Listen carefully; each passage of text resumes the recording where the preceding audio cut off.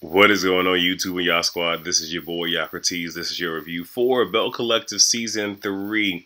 Pretty sure this is episode 4. Look, I always mess with the episodes. It'll be right in the title most of the time. But anyway, we start off with Sophia and JJ. So this is Mama JJ move-in day. And Sophia says, to him, like, hey, you dropped a bombshell. And, JJ is pretty much just like, okay, well, how do you tell your mama no? And Sophia's like, into the O. But this is one of those where it should have been a conversation rather than him just making a decision. You know what I'm saying? Because, again, like, that puts unnecessary drama and tension where it doesn't need to be. Now, part of me feels that this might just be a story of the line, but again, I'm gonna just run with it because I like it. It seems plausible than some of the other stuff we be seeing, so I'm gonna run with it. So you got, so Sophia tells him, like, look, we need to establish a timeline. Like, real talk, okay? She's moving in for whatever reason, cool. We need to establish a timeline. If y'all hear the noise, that is my co-star. She's just being her. She's being a douche nugget right now. Anyway, so where was I? So you got Mama JJ. She is pulling up. She is honking the horn. She's walking through, being loud, saying, "You supposed to have been waiting for me." Like all this other. Now look, we know that JJ is loud. I'm not going to give anybody any. I'm not going to come at nobody for being loud because I can be loud. Like I used to be loud as you know what in yesteryears. I've calmed down over the years. I can still get loud. I just don't like operate there normally. So like I can't get mad, but I'm just like, whoo, this little woman, whoo, got some mouth on it now. And she says, because this was so funny to me, she tells them that she has her coffee between 4:30 and 5, so don't disturb her. Miss Ma'am, how you gonna walk in your son and your daughter-in-law's house and tell them that you drink your coffee at this time period, and in between this time period, they ain't supposed to disturb you? He need to go get her a percolator. I ain't talked to him about the timeline yet. Like, oh, this is our house. What? Oh, you know she a boober. You know she is a boober. And it's so crazy because JJ was like, damn. And then Mama JJ gonna say, so what did you just say in front of your mama? I said, darn. I'm like, now look, I got enough of that watching SWV Escape, where you had Tamika reverting back to being a child whenever she was talking to Glory, Glory. I'm not even gonna lie. Stuff like that will trigger me, seeing grown adult people literally having to censor themselves in front of a parent, but the parent don't have, you know what, we're not going down that road today, y'all. We just gonna let it go, let it be. All right, we're gonna ease right on by. Okay, yes, we is.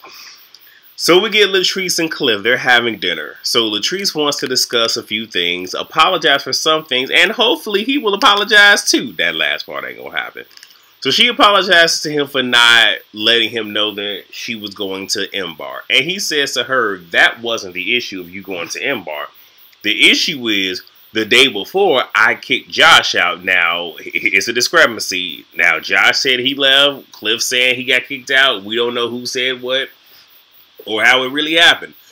But Cliff is just like, I kicked him out, and then the next day you're going out with him for drinks. If you come into my house on some BS and on some rah-rah, you public enemy number one. So in his mind, he came into my house, he disrespected me, disrespected my house, did all this other stuff. I ain't messing with him. So because I'm not messing with him, you don't need to mess with him. Pretty much what that is.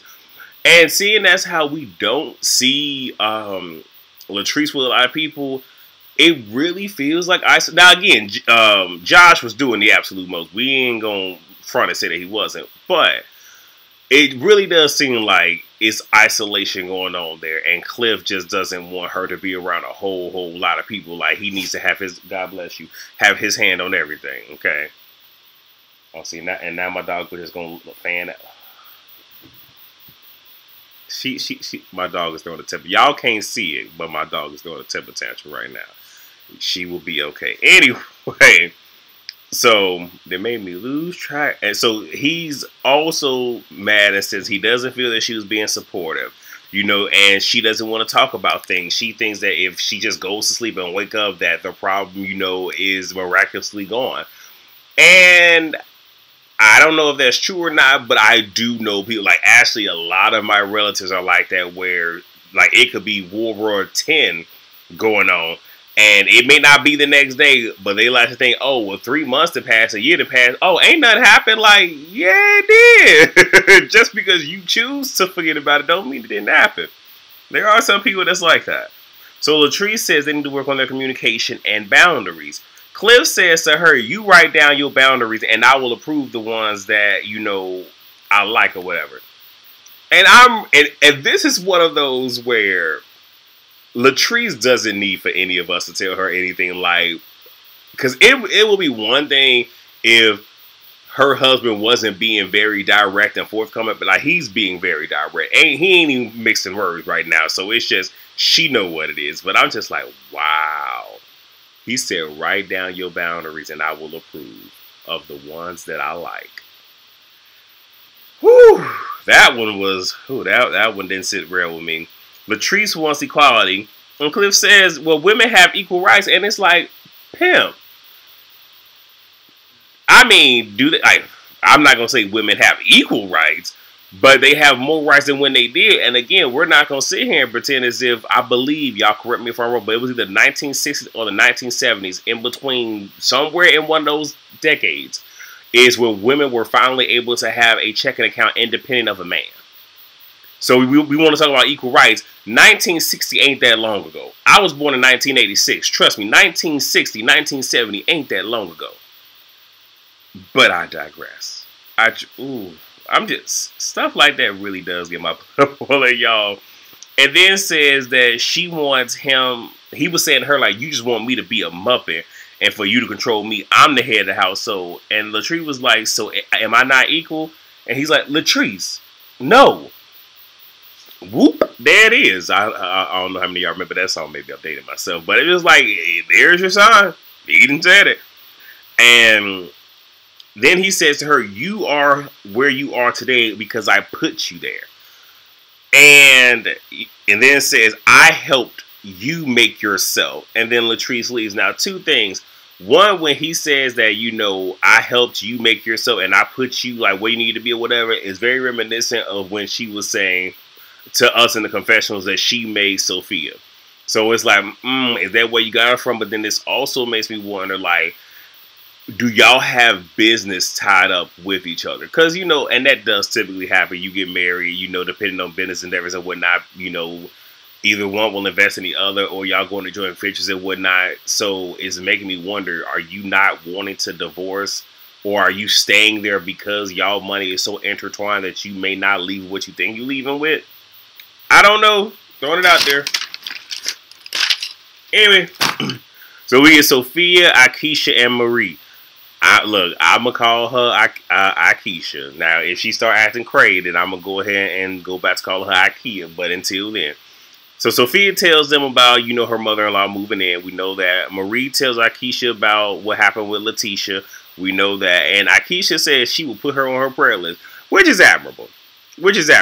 Even though I'm one of those where I appreciate when people say that, but I'm also one of those where I don't need everybody praying with me or for me because I don't know what spirits you got on you, and I don't need that in my life because a prayer can easily be a curse. I'm just saying.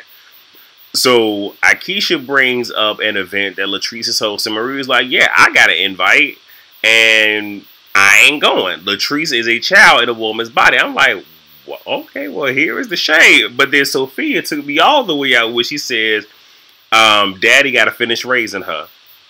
I was like, ooh. Now y'all know that y'all know this gonna play back at the reunion. But I'm like, ooh, now that was a good. I didn't go lie. That was a good one. Sophia then says that she doesn't like Latrice spreading lies about her, and then shades her business and whatnot. So okay, there's that. So then we get Cliff and Glenn, two ninjas that don't need to be in the same scene together because the the degrees of separation between these two in terms of how they are, Jasmine, no, is uncanny. So, cause I really even don't want to discuss this scene. Okay, wait, I'm gonna just discuss what I guess is so. What really stood out is Glenn says that he put a recorder and a tracker in Letitia's vehicle, which is how he knew. Well, he heard the conversations about the condo, and because he had a tracker in there, that's how he knew where they were. So he was tracking the vehicle. And he actually did say, "I tracked her here" in last week's episode.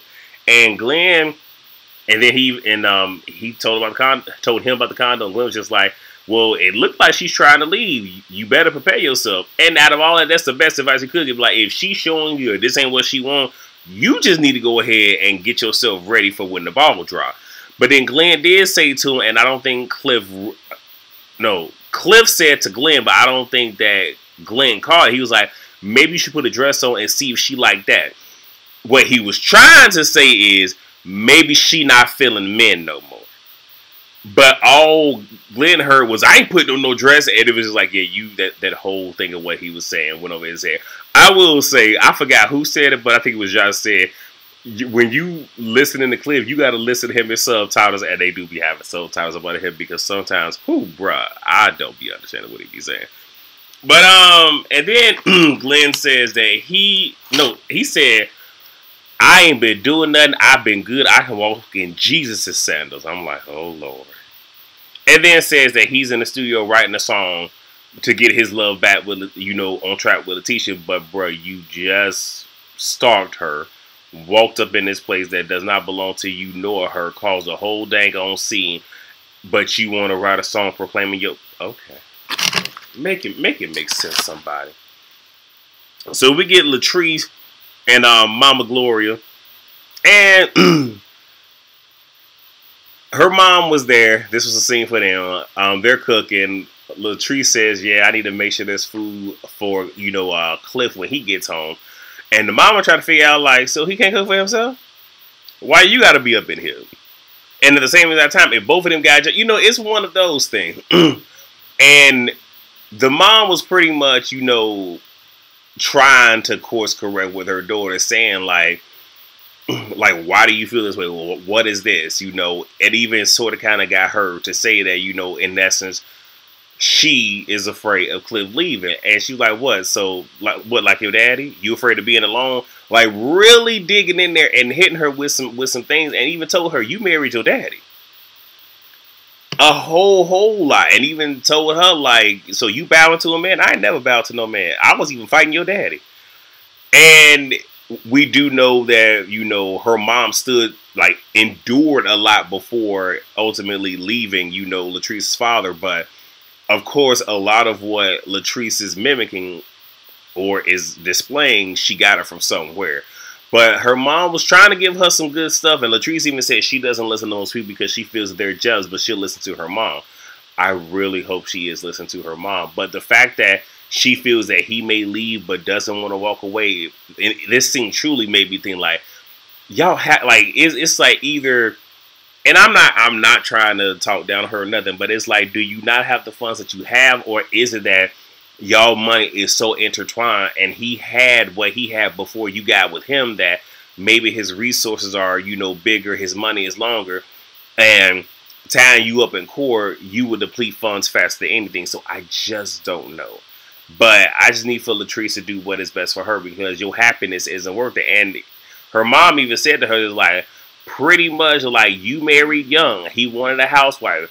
That's what he got. Your daddy did that to me. I set up and gave him 6 kids. She even said, like, he stopped you from living. Like, you ain't lived. I'm like, Lord. So Latrice says things have to change. We shall see. We get Akeisha. She meets with her with Grand Sandra. So Sandra is her father's sister. So this is her aunt. But because, she was, I hate to say, but they say born out of wedlock, I think it took years before she was even accepted into the fold. So her aunt decided that, what, I'm going to take her in. So that's how, everything played out with them. They talk about business, legacy, all of this other stuff. the Fair Street Project, the entertainment slash arts district. Let me see. Yeah, and I mean, we got a whole lot, like, we got some nice background there, and even seeing, Akeisha get emotional, and then find out that doctor, okay, Sandra got two doctorates, one in, what was it, anesthesia, and I think the other one, it was either in psychology or psychiatry. Regardless, come through, and she was getting ready to go to Italy. I'm like, yeah, come on, I love these black excellence. I love it. Come on. Come on.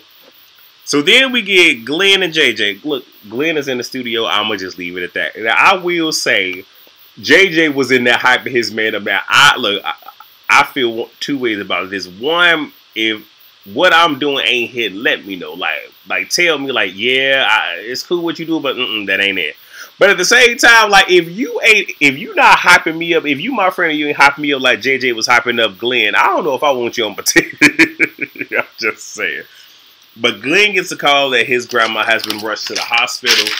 I'll be honest, because the emotions are there. I think that time might have already elapsed, and he was just responding, or maybe he had somebody to call him. I don't know. And the only reason why I say that is I sometimes just question people's motives, because rather than just going straight to see his grandma, he goes see Letitia. And I get it, they have history, but it's like, you didn't go straight there? Like, part of me thinks that his grandma was already back at home, and it was pretty much, I don't know. I really hate to think that this was a storyline, but at the same exact time, I know manipulators. I know, trust me, I do. I born to them, raised around. I know them.